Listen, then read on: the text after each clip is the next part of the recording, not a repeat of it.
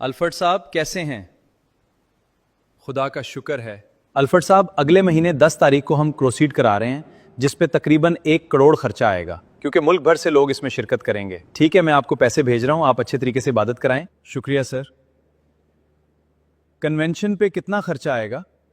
سر میدان کا کرایہ، دیگیں، سٹیج وغیرہ ڈال کر 30 لاکھ کا خرچہ آئے گا۔ لوگوں کو لانے کے لیے گاڑیاں بھی کراؤ۔ مجھے میدان میں زیادہ سے زیادہ لوگ چاہیں۔ سر جب لوگوں کو بتائیں گے کہ بریانی بھی مل رہی ہے تو لوگ دوڑے چلے آئیں گے۔ بریانی پہ تو ہماری قوم مرتی ہے۔ بالکل ٹھیک کہا، لوگوں کو فری ٹرانسپورٹ بھی دو اور سارے ایلڈروں اور انتظامیہ کو کہو اپنی اپنی گلی سے زیادہ لوگ لائیں۔ پیدری صاحب پورے 50 لاکھ خود ہضم کر رہے ہیں۔ خدا کے فضل سے آج نجات کنونشن میں ہم موجود ہیں۔ آج آپ خالی ہاتھ نہیں جائیں گے بلکہ برکات سے مالا مال ہو کر جائیں گے۔ پادری صاحب میں کچھ کہنا چاہتا ہوں۔ جی بیٹا بولو، کیا کہنا ہے؟ پادری صاحب سالوں سے مختلف کنوشنی ہوتے دیکھ رہا ہوں، ہر عبادت میں تقریباً ایک جیسے الفاظ سننے کو ملتے ہیں۔ کہاں ہیں وہ برکات جو لوگ یہاں سے لے کر جاتے ہیں؟ میں تو سالوں سے مسلسل اپنی قوم کو مشکلوں، پریشانیوں، قرضوں میں پھنسے دیکھ رہا ہوں۔ بیٹا ہمارا کام صرف عبادت کرانا ہے۔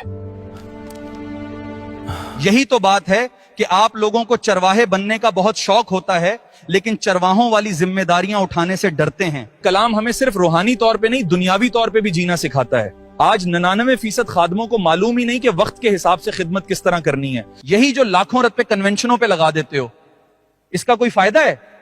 لوگ آتے ہیں، عبادت کرتے ہیں اور کھانا کھا کے چلے جاتے ہیں، لیکن معیار و زندگی ویسے کا ویسا رہتا ہے۔ پاکستان بننے سے لے کر اب تک ہمارے مذہبی ٹھیکیدار ایک رہنما نہ پیدا کر سکے۔ آج دنیا کی 90% ایجادات مختلف ملکوں کے مسیحیوں کی ہیں، ان میں ایک بھی پاکستانی مسیحی نہیں ہے۔ یہاں تک کہ جب گورے مشنری یہاں سے گئے تو مسیحی قوم کے لیے کئی ادارے اور لاتعداد زمینیں چھوڑ کے گئے، لیکن بعد میں کیا ہوا؟ ہمارے مذہبی ٹھیکیداروں نے سب کچھ بیچ دیا اور پیسے ہڑپ کر گئے۔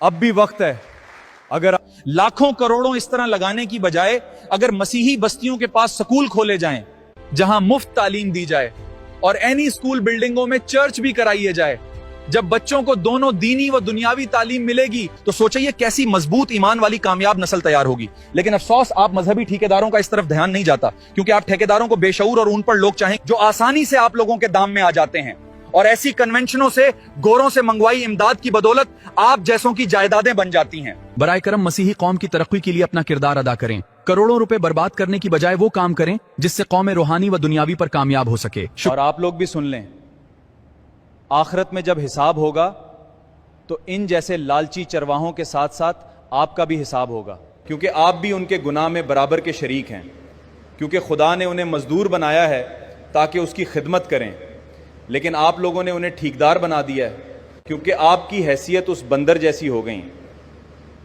جو ذرا سے لالچ کے لیے اپنے آپ کو مداری کے ہاتھ میں دے دیتا ہے، جو اس کا تماشا بنوا کے دوسروں سے پیسے کماتا ہے۔